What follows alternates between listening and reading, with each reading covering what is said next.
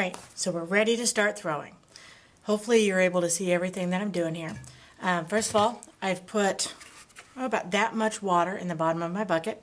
And you want to probably use warm water. It really doesn't matter to the clay, but it's more comfortable to use warm water. So again, about that much water. Then you're going to set that aside. I've set my tools out of the bucket. Remember, there's the turning tool, the needle, yellow scraper, wire, and sponge. For the first step, really all you're going to probably need is the sponge though. Again, this is my wheel head. These are the bat pins. And if I'm throwing on one of the wheels with the white splash pan, that means that I need to turn it on with the top of the knob toward me. If I'm throwing on one of the brown wheels, the top of the knob goes away from me for right-handed. And if I'm throwing on the green wheel, like down there, the Thomas Stewart, that one is just really right-handed. I'm not saying it can't be changed, but for the most part, we just leave it on the right-handed direction. So I'm going to take my bat. I'm going to use the black bats, and it's just a personal preference whether you use the black or the brown bats. In some ways, they each have their benefits. I'm going to go with the black bats for now, just because there's more to show you.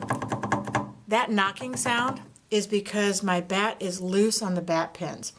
So I'm going to use some masking tape, and this is why there's a few rolls of masking tape around. They're all crusty. Those crusty rolls of tape should just be kept back by the wheels. Don't go get another roll of tape, especially a really nice clean roll of tape, because then it ruins all my masking tape. Need a piece about that long.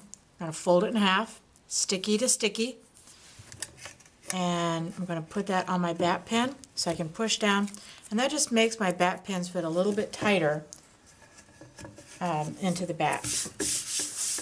Now the bats should be at least this clean or a little cleaner, preferably a little cleaner when you put them away. Some people are not good about cleaning the bats. I'm going to show you a quick and easy way to clean that once you're done.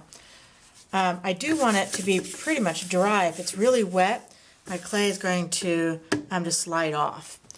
Need a little bit of grab there. Then we're going to take my piece of clay. You have to pat it into a nice round ball, and I recommend starting with about 2 pounds. If you've got really small hands or you are not that strong, a little bit less. If you've got bigger hands or stronger, maybe a little bit more. No more than 3 to start, but it really depends for the most part on the size of your hands to get a nice comfortable piece of clay. And then to get it started, kind of center on there, eyeball it in the center, and then throw it down. And pat it a few times, make sure it's really stuck. If it's not stuck down on there, it's likely going to just fly off when you get started. Notice I'm wearing the split apron, the really messy apron, and I'm sitting as close to the wheel as I can without sitting inside. Unless you are really tall, you really need to sit very, very close.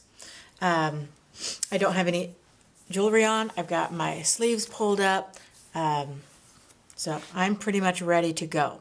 I've got all my tools set up, got my bucket of water, my clay's on the bat, I'm wearing the wheel apron, everything is ready to go. So the next video is going to be about how to actually start the first step of throwing.